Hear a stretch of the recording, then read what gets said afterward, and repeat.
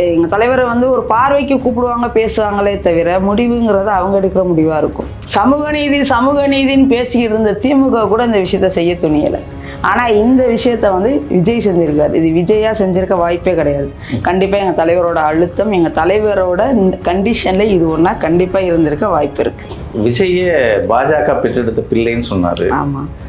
இன்னைக்கு அந்த பெற்றெடுத்த பாஜக பிள்ளையோடு உறவு வைப்பது எந்த விதத்திலும் நியாயம்? பாஜக பிள்ளையை நாங்கள் தத்து எடுத்துக்கிறோம், சமூக நீதியின் பிள்ளையாக வளர்க்குறோம். இந்த சமூகத்துக்கு என்ன மாற்றம்லாம் கொண்டு வரலாங்கிறது கண்டிப்பாக தலைவருக்கு ஒரு கனவு இருந்திருக்கும், ஒரு ட்ரீம் இருந்திருக்கும், அவர் நினச்சிருப்பார், அவருக்குன்னு ஒரு கற்பனை இருந்திருக்கும். இந்த கற்பனையை இந்த விஜய் மூலமாக கூட நிறைவேற்றிக்கலாம்ல.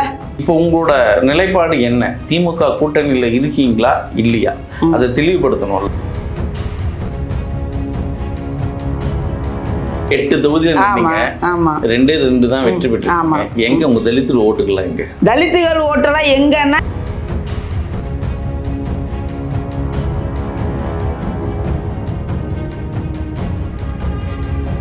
நேயர்களுக்கு வணக்கம். இன்றைய நேர்காணலில் நம்மோடு இணைந்திருக்கார் விடுதலை சிறுத்தையின் மாநில துணை செயலாளர் தேனி இளமதி அவர்கள். வணக்கம். வணக்கம்.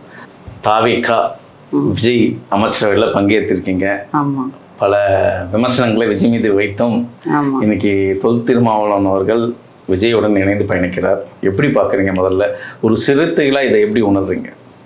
இல்லை, சிறுத்தைகளாக வந்து எங்களுக்கு வந்து தலைவர் எடுக்கிற முடிவு தான் எப்பயுமே நாங்கள் ஏற்றுப்போம். இப்போ செப்பரேட்டாக நமக்கு நம்மளோட இது அப்படிங்கிறப்ப தலைவரோட அனுபவத்துக்கு முன்னாடி இது ஒரு மனசு உறுத்தலான ஒரு விஷயந்தான். ஆனால் மக்கள் வந்து இவர் தான் முதல்வராக வரணுங்கிறத தேர்ந்தெடுத்திருக்கிறப்ப, மக்களோட தீர்ப்பு இதுதான் அப்படிங்கிறப்ப நமக்கு அதுக்கு மதிப்பளிச்சு ஆகணும் அப்படிங்கிறதுக்காக தான் வெளியிலேருந்து ஆதரவு கொடுத்தாங்க. இப்போ தொடர் அழுத்தம், நீங்கள் அமைச்சரவையில் வந்து பங்கெடுத்துக்கங்க அப்படின்னு சொல்லிட்டு தொடர் அழுத்தம் வந்து தாவேகா தரப்புல இருந்து கொடுத்துக்கிட்டே இருக்காங்க. டெய்லி தலைவரை வந்து சந்திக்கிறாங்க, டெய்லி வந்து பேசுகிறாங்க. இப்போ இதுக்கு முன்னாடி திராவிட கட்சிகள் இருந்துச்சு, நம்ம ரெண்டு கட்சிகளோடையுமே நம்ம கூட்டணி வச்சுருந்தோம். அதிமுக கூடயே இருந்திருக்கிறோம், திமுக கூடயே இருந்திருக்கிறோம். இந்த அளவுக்கு வந்து இப்போ தலைவர் தான் எங்கேயுமே மையப்படுத்தி இன்னைக்கு அரசியல் ஓடுறது வந்து எங்கள் தலைவரை மையப்படுத்தி தான் ஓடுது. ஆனால் இருந்தாலுமே வந்து எங்கள் தலைவரை வந்து ஒரு பார்வைக்கு கூப்பிடுவாங்க, பேசுவாங்களே தவிர முடிவுங்கிறது அவங்க எடுக்கிற முடிவாக இருக்கும். இப்போ தாவேக்காவை பொறுத்தளவு இங்கே நடக்கிற இன்னைக்கு எடுத்த அந்த முடிவு இருக்கு இல்லையா, இன்னைக்கு அமைச்சரவையில் பங்கெடுத்திருக்காங்க, இது தலைவர் ஒப்புதல் கொடுத்துட்டாரு. ஆனால் அந்த ஒப்புதல் கொடுக்குறதுக்கு அவர் கண்டிப்பாக இந்த சமூகத்திற்கான ஒரு பார்வையை வச்சு, இந்த சமூகத்திற்கான ஒரு தொலைநோக்கு திட்டத்தை இல்லாமல் அவங்கக்கிட்ட வந்து ஒரு கமிட்மெண்ட் கொடுக்காம இந்த அமைச்சரவையில் பங்கெடுக்கிறதுக்கான வாக்குறுதி வந்து கொடுத்துருக்க மாட்டார். அதெல்லாம் கொடுத்ததுக்காக தான் அதுக்கான உதாரணம், ஒரே ஒரு சின்ன உதாரணம் தான். இன்னைக்கு வந்து அமைச்சரவையில் ஆதி திராவிடர் மற்றும் பழங்குடியினர் நலத்துறை அப்படின்னு இருந்த அந்த அமைப்பு காலங்காலமாக இந்த 75 ஆண்டுகளாக இந்த சுதந்திரம் பெற்று தனியாக இந்த இந்த திராவிட அரசுகளை கிட்டத்தட்ட 70 ஆண்டுகள் ஓடிருச்சுன்னு நினைக்கிறேன். இவ்வளோ நாளாக எந்த அரசுமே மாற்றம் செய்ய துணியாத ஒரு வரலாற்று சிறப்பு மிக்க ஒரு விஷயத்தை வந்து இந்த ஆதி திராவிடர் மற்றும் பழங்குடியினர் நலத்துறை அப்படிங்கிற இந்த சாதிய முத்திரை குத்தப்பட்ட இந்த துறையை சமூக நீதித்துறை அப்படின்னு மாத்திருக்காரு.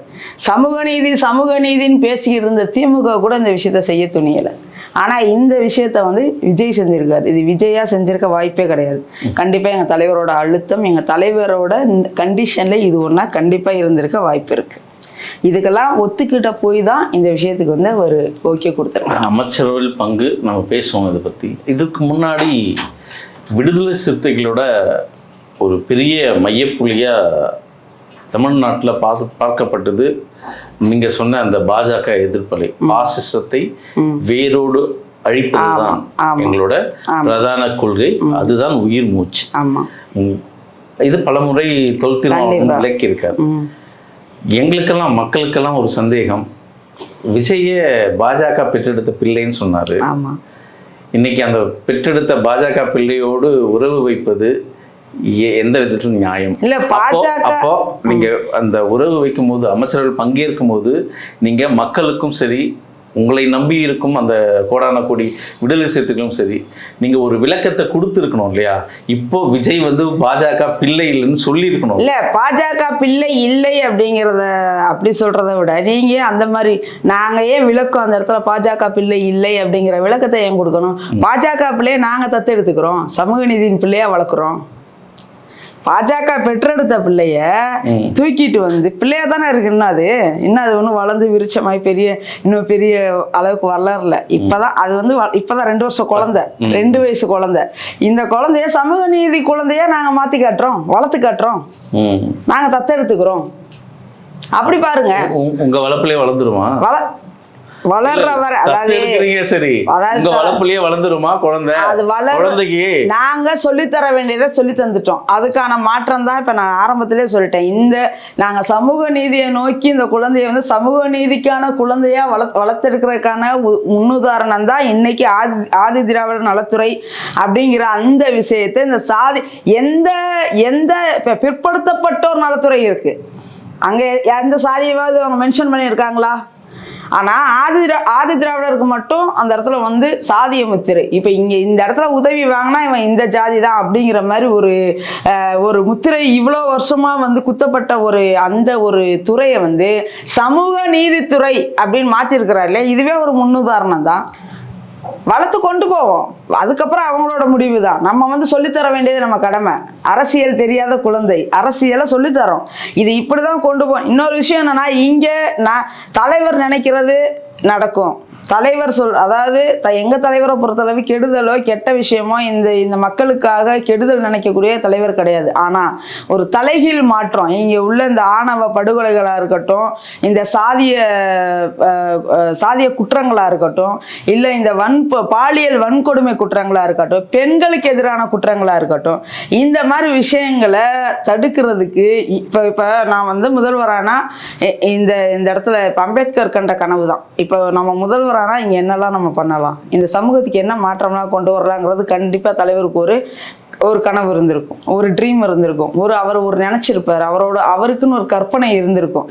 இந்த கற்பனையை இந்த விஜய் மூலமாக கூட நிறைவேற்றிக்கலாம்ல, அப்படி ஒரு மாற்றத்தை கொண்டு வரலாம்ல. நமக்கு தேவை மாற்றமா இல்லை திமுக அரசு, திமுக ஆட்சி, அதிமுக ஆட்சி தான் இங்கே இருக்கணுமா? சமூகத்திற்கான மாற்றம் வேணுங்கிறதா எல்லோரோட இதுவும். அந்த மாற்றத்தை விஜய் மூலமா நடத்தி காட்ட, யார் மூலமா நடந்தா என்ன, விஜய் முதல்வராக இருந்தா என்ன? ஆனால் அங்கே வந்து அறிவுரை சொல்ற ஒரு ராஜகுருவா எங்கள் தலைவரை தானே கூப்பிட்டுருக்குறாங்க, வேற யாரையும் கூப்பிடலையே. விஜய் பாஜகவின் குழந்தை தான். ஆனால் அப்படி இருந்தாலுமே அவர் தேர்ந்தெடுத்து எங்களுக்கு வந்து அரசியல் ஆலோசகராக வேணும், எங்களுக்கு வந்து அரசியல் சொல்லி கொடுங்க, அரசியல் ஆலோசகரை எங்க உள்ள வாங்க, எங்க அமைச்சரவைக்குள்ள நீங்க வாங்க, வந்தே ஆகணும்னு அழுத்தம் கொடுத்தது எங்க தலைவருக்கு தானே. கடுமையா பிஜேபி எதிர்க்கிற ஒரே தலைவர் எங்க தலைவர். ஆனா பிஜேபியோட குழந்தையா இருந்தா கூட, பிஜேபியால கொண்டு வந்தப்பட்ட ஆளா இருந்தா கூட, அரசியல் இழுத்து கொண்டு வந்தவரா இருந்தா கூட, ஆனா இன்னைக்கு அவர் தேர்ந்தெடுத்தது யாரு அப்படின்னா தலைவர் பேசுற அரசியல் தான் வேணும்னு தேர்ந்தெடுத்திருக்காப்புல. அப்ப இங்க எங்க தலைவர் வந்து பிஜேபி எதிர்ப்புல இருந்து எந்த காலத்திலயும் மாற மாட்டார், அது எனக்கு நல்லா தெரியும். அவர் வந்து அம்பேத்கரோட வாரிசு, அம்பேத்கரின் மாணவன். அப்ப பிஜேபியை மிக துணிச்சலா எதிர்த்தவர் அம்பேத்கர். அப்ப அவருக்கு அடுத்து இவர் எதிர்க்கிறாரு, கண்டிப்பா அதுல இருந்து பின்வாங்க மாட்டாரு. அப்ப விஜய் தன் கையை வச்சே தன் கண்ணை குத்த வைக்கிறத எங்க தலைவர் பண்ணாலும் பண்ண வாய்ப்பு இருக்குது. அது மாதிரி இவரை மாத்தி இந்த பக்கமா தமிழக அரசியலுக்கான தலைவரா இவரை மாத்தி கொண்டு வரலாம்ல. எது நடந்தா என்ன, மக்களுக்கு நல்லது நடக்கணுங்கிறதா எங்களோட பார்வை. தெளிவான பாதையில திருமாவளவன் பயணிக்கிறார். அவர் தேர்ந்தெடுக்கும் அரசியல் வந்து ஆரோக்கியமான அரசியலாக தான் இருக்கும்னு நினைக்கிறீங்க. அப்போது மக்களுக்கு ஒரு விளக்கம் ஏன் கொடுக்க மாட்டேன்றாரு? இன்னும் இந்த கமலஹாசன் பேசும் புரியாத பாஷையிலேயே இன்னும் இவர் பேசியிருக்கார் சில நாட்களாக.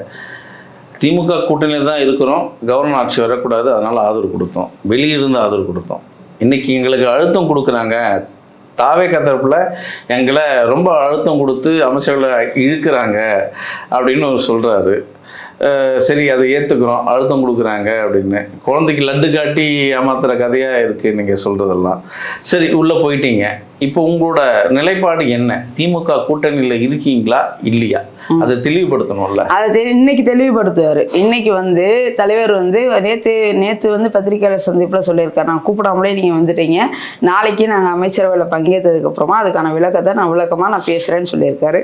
இன்னைக்கு பேசுவார். இன்னைக்கு வந்து அதுக்கான விளக்கம் எல்லாத்தையுமே வந்து தலைவர் எங்களுக்கு சொல்லிட்டாரு. சிறுத்தைகளுக்கு வந்து விளக்கம் வந்து முந்தா நாள் லைவ்லேயே வந்து சொல்லிட்டார். இது வந்து அமைச்சரவையில் பங்கெடுத்ததுக்கான காரணம் என்ன அப்படிங்கிறத வந்து லைவ்ல வந்து சொல்லியிருக்கிறார். அமைச்சரவைன்னு சொல்லலை, இந்த அமைச்சரவைங்கிறத நேற்று தான் சொன்னார். இந்த 2 நாள் முன்னாடியில் வந்து தாவேகா அரசில் நம்ம வந்து அந்த ஆதரவு கொடுத்ததை பற்றி பேசினார். இப்போ தொல் திருமாவளவன் அவர்கள் ஒரு பத்திரிகையாளர் கேள்வி கேட்கிறாரு, இந்த பாஜகவுக்கு இப்போ எப்படி இருக்கும் அப்படின்னா, அவங்களுக்கு வைத்தறிச்சலாக தான் இருக்கும். நாங்கள் உள்ளே வந்தது வந்து தாவேகா ஆதரவு நிலைப்பாட்டில் இருக்குது. அதுவும் குறிப்பாக இடதுசாரிகள், காங்கிரஸ், விடுதலை சிறுத்தைகள் போன்றவர்கள்லாம் விஜயை தூக்கி பிடிப்பது, கையில் எடுக்கிறது வந்து அவங்களுக்கு ரொம்ப வைத்தறிச்சலாக தான் இருப்பாங்க அப்படின்னு ஒரு வார்த்தையை சொல்லியிருக்காரு. அந்த அளவுக்கு பாஜக வைத்தறிச்சல் இருக்கும்? கண்டிப்பாக இருக்கும். ஏன்னா இன்னைக்கு வந்து விஜய் வந்து 108 தொகுதியில் வந்து வெற்றி பெற்றிருக்குதுங்கிற சாதாரண விஷயம் கிடையாது. அது வந்து 2 வருஷத்தில், அது முதல் தேர்தலில். இப்போ அடுத்த 2 வருஷத்தில் வந்து பாராளுமன்ற எலெக்ஷன் வரப்போகுது. இப்போ பிஜேபி என்ன நினச்சிருப்பாங்க, விஜய் வந்து இங்கே இருந்து ஜெயிச்சா இந்த தமிழகத்தில் எம்பி வந்து ஓரளவுக்கு ஒரு கணிசமான எம்பி வந்து நம்ம வந்து எடுத்துடலாம், பிஜேபி வந்து உள்ளே வந்துடலாம் அப்படிங்கிற கான்செப்டில் தான் அவங்க வந்து இவங்களை லூஸில் விட்டு அவன் வந்து ஒதுங்கி நின்னது. ஒரு சீட்டு மட்டும் வந்தால் போதும், நம்ம வந்து வேலை அதிகமாக பார்க்காம ஒதுங்கி நின்னதுக்கு காரணம் இந்த விஜயை வந்து இங்கே வர வைக்கணும், விஜய் வந்து நம்ம கையில் எடுத்துக்கணும், விஜய் மேலே அது இதுன்னு வழக்கு. இப்போ எங்கள் தலைவர், நான் எது வந்தாலும் சந்திச்சுக்கலாம், நீ எதிர்த்து நில்லு, நீ எதிர்த்து பேசி பார்த்துக்கலாம், எது வந்தாலும் பார்த்துக்கலாம், நீ அவங்க கூட இப்போ இது பண்ணாத அப்படிங்கிற இந்த அரசியல் இருக்குல்ல, இது பயப்படாத அரசியல். நீ என்னத்தை காட்டினாலும் நான் பயப்பட மாட்டேன் அப்படிங்கிற அந்த அரசியல் இருக்குல்ல, அதை வந்து இவர் சொல்லிக் கொடுப்பாரு.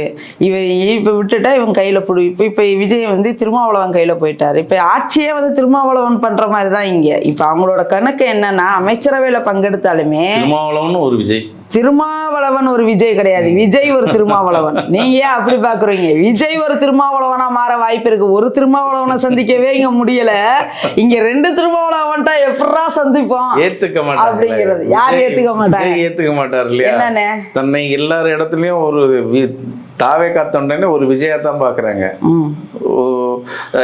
எங்க போனாலும் அவது விஜய் தான் அப்படின்ற ஒரு நிலைப்பாட்டில் இருக்காங்க. இல்ல தாவேகா தொண்டர்கள் வந்து விஜய என்னவா பாக்குறாங்கங்கறீங்க? விஜய் தான் இன்னைக்கு, திருமாவளவனும் விஜய் தான். நீங்க வன்னியரசு ஒரு விஜய வன்னியரசா பாருங்க. இங்க அங்க போய் மாற்றம் பண்றது யாரு?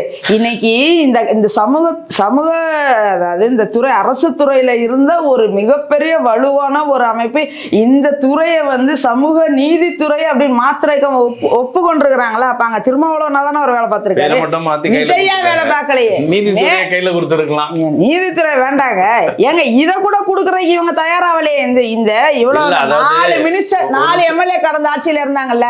நீ இந்த இதெல்லாம் நீங்க திசை திருப்ப பார்க்காதீங்க. 4 எம்எல்ஏ திமுக ஆட்சியில இருந்தோம். ஒரு நிமிஷம் கேளுங்க, சொல்லுங்க. இப்போ தேனி இளமதி அவர்கள் எடுத்த உடனே நீங்க கேட்ட அமைச்சரவை துறையை வந்து கொடுக்கல. விஜய் தங்களுக்கான துறையை எடுத்துட்டு ரெண்டு ஒதுக்கி வச்சிருந்தாங்க. ஒன்று ஆதிராவிட நலத்துறையும் ஒன்று சிறுபான்மை துறையும். அது ஐஎம்ஓலுக்கு கொடுத்துட்டாங்க. அது நீங்க வருவீங்கன்னா 2 ஏற்கனவே பேசி வச்சது தானே இது. சரி, அதான் பேசி வச்சா நீங்களே அப்படி நீங்க பக்கத்துல இருந்து உட்காந்து 2 பேத்துக்கும் பஞ்சாயத்து பண்ணீங்களா? நீங்க அதெல்லாம் சொல்லக்கூடாது. கைப்புண்ணுக்கு கண்ணாடி எதுக்குன்னு கதை இதுதான். அதாவது 2 ஒதுக்கி வச்சிருக்காங்க. நாங்க திருமாவளவன் அவர்கள் இரவு கூட பேசுறாரு பத்திரிகையாளர் சந்திப்புல, போறதுக்கு வாய்ப்புகள் இருக்கு, பார்ப்போம் அப்படின்றாரு. 2 ஏற்கனவே அங்க ஒதுக்கி இலக்கா காத்துன்னு இருக்கு. ஒத்துக்க வேண்டியதுதானே அப்பவே? சரி, அப்பவே ஒத்துக்கிறது அவரோட விருப்பம், ஒத்துக்க வேண்டியதானே. நம்ம ஒன்றும் அவரை வந்து ஃபோர்ஸ் பண்ண முடியாது. இன்னொரு விஷயம் என்னன்னா, 4 இன்னைக்கு 2 எம்எல்ஏல இப்போ வன்னியரசனை தான் கொஞ்சம் நல்லா அந்த ஆரம்பத்துல இருந்து கூட இருந்தவர், கொஞ்சம் கருத்தியெல்லாம் பேசக்கூடியவர், கொஞ்சம் சமுதாயம் சார்ந்து நிறைய சிந்திக்கக்கூடியவர். இப்போ இவரை வந்து இது 2 எம்எல்ஏ தான். ஆனால் இதுக்கு முன்னாடி 4 எம்எல்ஏ காலத்து 4 பேருமே நல்லா பயங்கரமாக பேசக்கூடிய ஆட்கள். சிந்தனை செல்வனை விட வந்து இங்கே அரசியல் பேசுகிற ஆள் யாருமே கிடையாது. அண்ணன் சிந்தனை செல்வனை விட அரசியல் பேசுறவங்க யாரும் கிடையாது. இல்லைன்னா அவங்களுக்கு திமுகவுக்கு வந்து ரொம்ப வெகுவா சப்போர்ட் கொடுக்குற ஆளூர் ஷானவாசை விட இங்க அரசியல் பேசுற ஆள் கிடையாது. ஏன் இவங்களை யாராவது ஒரு ஆளை வந்து எஸ் பாலாஜி என்ன அவர் பேசுற எனக்கு ஒண்ணு புரியலைங்க. யாராவது ஒருத்தர் அமைச்சர் ஆக்கியிருக்காங்க அழகா பேசுறீங்க. பண்ணிருக்கலாம்ல. திமுகவும் சரி அதிமுகவும் சரி ஏன் விடுதலை சிறுத்தைகள் அமைச்சரவைக்கு அழகு பார்க்கல. அவங்க எப்போ வெற்றி பெற்றாலும் ஒரு மெஜாரிட்டியோட தான் வெற்றி பெற்றிருக்காங்க. ஒருவேளை விஜய் அவர்கள் ஒரு 140 சீட்டு வெற்றி பெற்றிருந்தா இந்த இடம் உங்களுக்கு கிடைச்சிருக்குமா? 140 சீட்டு வெற்றி பெறல இல்ல. நீங்க திமுகவையும் அதிமுகவையும் சரி திமுக ஜெயிச்சிருந்தா அமைச்சரவையில இடம் தரலன்னு சொல்றீங்க. இன்னைக்கு மெஜாரிட்டி இல்லன்னு தானே உங்களை திமுக ஜெயிச்சிருந்தா இதே 2 எம்எல்ஏ நாங்க வந்திருந்தா அமைச்சரவை கொடுத்திருக்குமா? சோபா அலுவலகத்துக்கு வந்தது இல்லைங்க, அது நாங்க வாங்குதுன்னு சொன்னீங்க. இதுவும் அந்த சோபா அட்வான்ஸ் நீங்க சோபா ஆர்டர் கொடுத்து 2 மாசம் ஆச்சுங்க.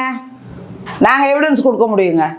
சோபா எங்க ஆபீஸ் சோபா வேலை எங்க ஆபீஸ்ல வேலை 1 இயரா நடந்துட்டு இருக்கு.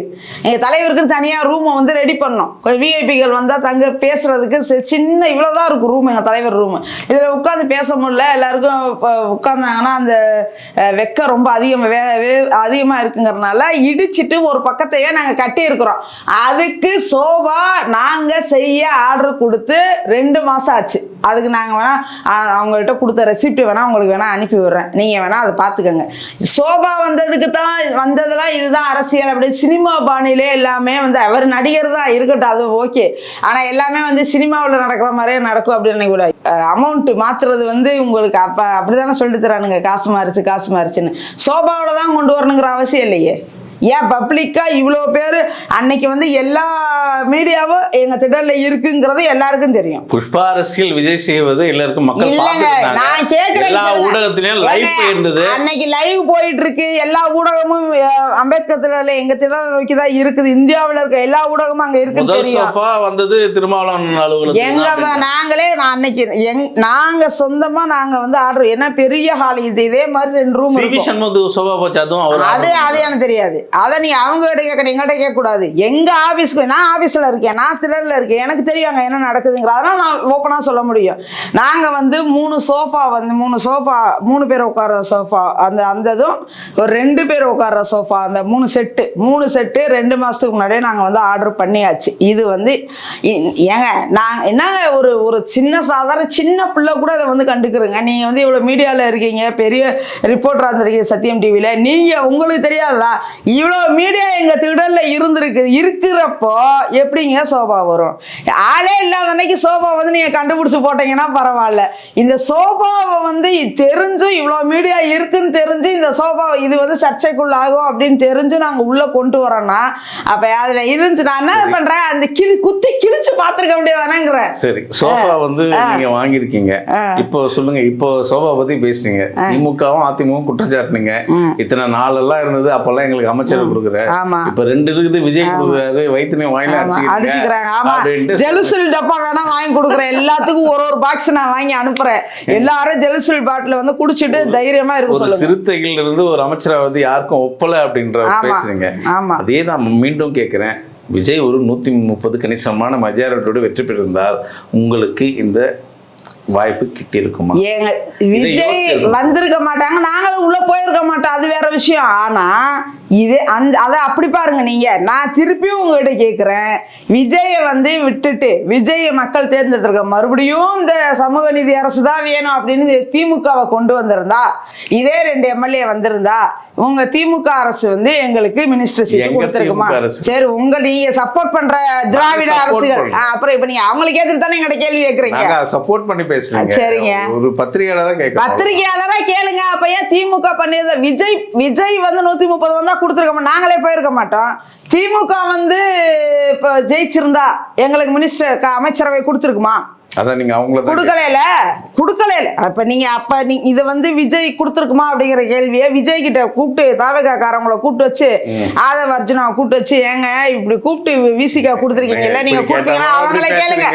அப்ப ஆதவர்ஜனா சொன்னதெல்லாம் ஏத்துக்கலாமா? அப்ப ஆதவர்ஜனா சரி, ஆதவர்ஜனா கேளுங்க. பேசுனதெல்லாம் என்னது? என்னது? ஆதவர்ஜனா பேசுனதெல்லாம் என்ன ஏத்துக்கலாமா? பேசுனாரு? ஆமா, ஆதவர்ஜனா சொன்னதெல்லாம் உண்மை. ஏத்துக்கவா சொல்லுங்க முதல்ல. நான் என்ன சொல்றேன்? நான் என்ன சொல்றேன், ஆதவர்ஜுனா வந்து என்ன பேசினாரு, 20 பேர் விடுதலை சிறுத்தைகள் இருக்கிறாங்க அண்ணன் கூட, மிச்சாலி இல்லைன்னாரு. அதுக்கு நாங்க பதிலடி கொடுக்காம இருந்தோமா? போட்டு அடின்னு அடிச்சோம்ல. ஆதவர்ஜுனா சொன்ன கருத்தெல்லாம் ஏத்துக்கிட்டோம். அதுக்காக என்ன பண்ண முடியும்? துரைமுருகன் தான் பேசினாரு. துரைமுருகன் தான் பேசினாரு. துரைமுருகன் தான் பேசினாரு. ஏன்னா 20 பேர் தான் கட்சியில இருக்கிறாங்கண்ணா. 8 தொகுதியில் நின்னீங்க. 2 தான் வெற்றி பெற்றிருக்கீங்க. எங்க உங்க தலித்துகள் ஓட்டுகள்லாம் எங்க? தலித்துகள் ஓட்டெல்லாம் எங்கன்னா எங்களுக்கு தாங்க விழுந்திருக்கு. என்ன எவ்வளவு என்ன 10 ஓட்டுல 1000 ஓட்டு 2000 ஓட்டுல வாங்கி ஜெயிச்சிருக்காங்க, தோத்துருக்காங்க. எல்லாருமே வந்து இங்க தோத்த இடத்துல எல்லாமே மிஸ் ஆன இடத்துல ஃபுல்லா நீங்க பாருங்க. ஏன் தலித்து ஓட்டு தான் இங்க ஃபுல்லா எங்களுக்கு விழுந்தது ஃபுல்லாவே தலித்துகள் ஓட்டு தான். எல்லா இடத்துலயுமே வந்து 10,000 3000 2000 இந்த கள்ளக்குறிச்சியில எல்லாம் வெறும் 3000 ஓட்டு 2800 சில்லற ஓட்டுல தோத்துருக்குறாங்க. 2800 தானே. மிச்ச ஓட்டெல்லாம் வாங்கின ஓட்டை கணக்கெடுங்க. நீங்க வந்து தோத்ததை மட்டுமே சொல்றீங்க. வாங்கின வாக்குகளை கணக்கு பண்ணுங்க. இப்ப பெரியகுளம் எடுத்துக்கோங்க. பெரியகுளத்துல 10,000 ஓட்டுல தான் அவர் வந்து தோத்துருக்காரு. 10,000 ஓட்டு தான் எஸ்சி ஓட்டு இருக்காங்க. அங்க அதிகமா இருக்கிறது ஃபுல்லா பறையர்கள் தான் இருக்கிறாங்க. அருந்ததியர் சமுதாயம் தான் அதிகமா இருக்கிறது. அதிகமான பெரியகுளம் தொகுதியில அதிகமா வாழ்றது வந்து பறையர் சமுதாயம். அதுக்கப்புறம் அருந்ததியர் சமுதாயம் இருக்காங்க. அதுக்கப்புறம் தான் மற்ற சமுதாயம்லாம். இப்போ அங்க 10,000 ஓட்டு தான் அங்க வந்து தீர்மானிச்சிருக்கு. வெற்றி தோல்வியை தீர்மானிச்சிருக்குது. அப்ப அந்த இடத்துல வந்துட்டு நீங்க அதுவும் இல்லாம மோஸ்ட்லி இந்த 6 இடத்துலயுமே வந்து 2வது இடம் 3வது இடம், அதுக்கு மேல போகல. நிறைய இடங்கள்ல 2வது இடம் தான் வந்திருக்குது. ஒரு சில தொகுதியில தான் 3வது இடம் வந்திருக்குது. இப்ப அந்த ஓட்டெல்லாம் என்ன அந்த அந்த எங்களை நம்பி போட்டிருக்காங்கல்ல, அந்த மக்கள் யாரு? அதை யாருன்னு சொல்லுங்க. நீங்க வந்து தலித்து மக்கள் ஓட்டெல்லாம் விஜய்க்கு தான் போச்சு. அதெல்லாம் இங்க அந்த கதையெல்லாம் கிடையாது. விசிகா பானை சின்னத்துக்கு திருமாவளவன் அப்படிங்கிற அந்த முகத்துக்கான பிராண்டு, அந்த முகம் வந்தா பிராண்டு, அதுக்கான ஓட்டு எங்கேயுமே விழும். அங்க வந்து மாத்தி ஓட்டு போட்டது. இப்ப இவன் வந்து பானை வந்தா என்னடா எங்க ஊர்ல என்ன நடந்திருக்கு, என் தொகுதி தான் அது, நான் ஓட்டு போட்ட தொகுதி தான். அங்க என்ன நடந்திருக்குன்னா, எங்கடா இவங்க வந்தாங்கன்னா இங்க இவங்களோட ஆளுமை ஆயிரும். டிஎம்கேல எஸ்சி வந்தா ஏத்துப்பான், ஏன்னா தனி தொகுதி தானே. ஏடிஎம்கேல ஒரு எஸ்சி எம்எல்ஏவா இருந்தா ஏத்துப்பான். ஆனா எஸ்சி தான், பட் அவங்க டிஎம்கே காரவங்களா போயிடும், ஏடிஎம்கே காரவங்களா போயிடும். ஆனா விடுதலை சிறுத்தைகள்ல ஒரு எஸ்சி இருக்கிற எஸ்சி வந்து இங்க எம்எல்ஏ ஆயிட்டா அது விடுதலை சிறுத்தை தொகுதி ஆயிரும். இவன் நல்லது பண்ணுவான் கண்டிப்பா. இங்க உள்ளவங்களாம் மக்களுக்கு வந்து நம்ம பண்ண எந்த விஷயமும் பண்ணாம நல்லது பண்ணுவாங்க.